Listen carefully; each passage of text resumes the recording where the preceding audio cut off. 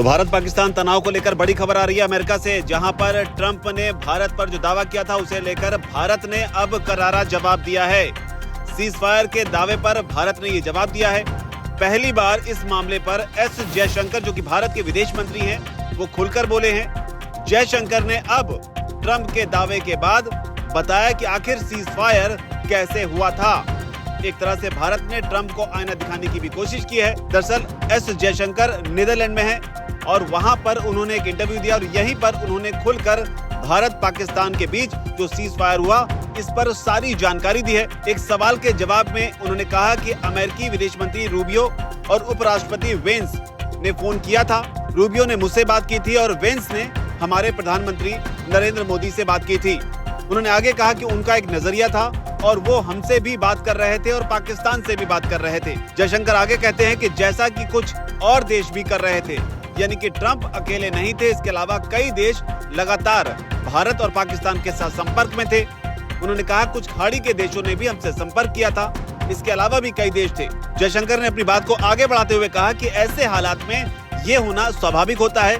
जब दो देश संघर्ष में होते हैं तो दुनिया के जो दूसरे देश होते हैं वो निश्चित तौर पर चिंता करते हैं, संपर्क करते हैं और पूछते हैं कि क्या कर सकते हैं वो इस मामले में। ऐसा ही ट्रंप के साथ साथ बाकी देश भी कर रहे थे, लेकिन गोलाबारी और सैन्य कार्रवाई एक ऐसी चीज है कि जिसको रोकने का जो निर्णय होता है वो भारत और पाकिस्तान के बीच सीधे बातचीत से ही होना था और वैसे ही हुआ। उन्होंने आगे कहा कि ये बात बहुत स्पष्ट है, जो कि हमने अमेरिका को भी साफ कर दी थी और अमेरिका को ही नहीं बल्कि सभी देशों को ही साफ कर दी थी कि अगर पाकिस्तान गोलाबारी बंद करना चाहता है तो वो हमें खुद बताए, हमें उनसे सुनना है। उनके जनरल को हमारे जनरल को कॉल करके ये कहना होगा कि आगे किस तरह से बढ़ना है। इसके बाद जयशंकर ने पूरी प्रक्रिया समझाई।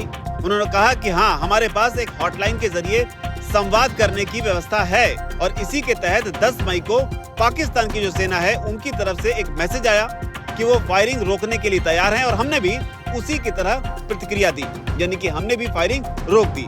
इसके बाद जयशंकर ने आतंकवाद को लेकर अपनी नीति को स्पष्ट किया। उन्होंने कहा कि हमारी सरकार का रुख जो है वो इस मामले में बहुत स्पष्ट है।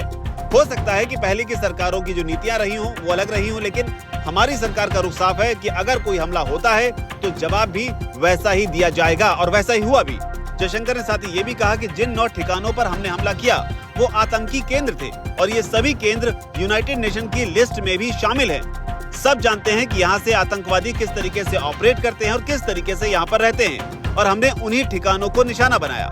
हालांकि इस बीच आपको बता दें कि जयशंकर की या कहिए कि भारत की ये सीज फायर पर जो बयान आया है ये ट्रंप के उस दावे के बाद आया है, जहां पर उन्होंने एक बार फिर से अमेरिका में ओवल ऑफिस में बैठकर इस पर अपनी बात कही और उसी को लेकर भारत ने जवाब दिया।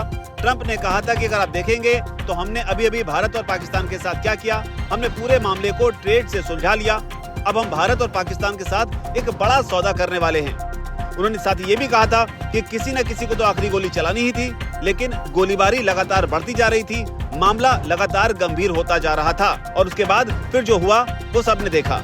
साथ ही ट्रंप ने ये भी कहा कि अब इसके लिए कहा जा रहा है कि ये ट्रंप की गलती थी, लेकिन पाकिस्तान में कुछ बेहतरीन लोग हैं, अच्छे नेता हैं और भारत मेरा मित्र है, मोदी एक महान व्यक्ति हैं। तो ट्रंप ने ये दावा किया था। हालांकि ये पहला मौका नहीं है ट्रंप ने इस तरह की बात कही हो। ट्रंप इससे पहले बार बार सीज फायर का क्रेडिट लेने की बात कहते रहे हैं। हालांकि इस दौरान एक मौका ऐसा भी आया जब ट्रंप इस बात से पलट भी गए कि सीज फायर में उनकी कोई भूमिका थी भी, जबकि दूसरी ओर अमेरिका के जो पूर्व एनएसए हैं वो लगातार इस चीज को लेकर ट्रंप की आलोचना कर रहे हैं। उन्होंने कहा कि ट्रंप को हर मामले में कूदने की और खुद ही सारा क्रेडिट लेने की एक बुरी आदत है, इसमें उनका कोई भी दोष नहीं है। ट्रंप सिर्फ ट्रंप की तरह बिहेव कर रहे हैं। अब जयशंकर के जवाब पर आपकी क्या राय है, कमेंट सेक्शन में जरूर लिखें और चैनल को अगर आपने सब्सक्राइब ना किया हो तो उसे तुरंत सब्सक्राइब कर लें। धन्यवाद।